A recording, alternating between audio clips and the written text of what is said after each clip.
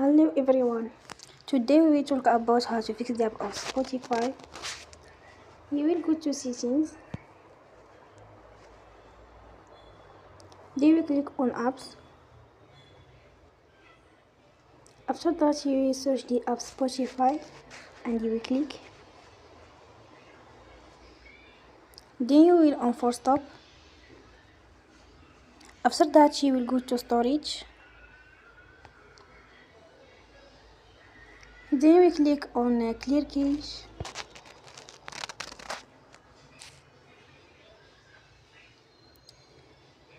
In the end, turn off your phone and you will recharge your phone again.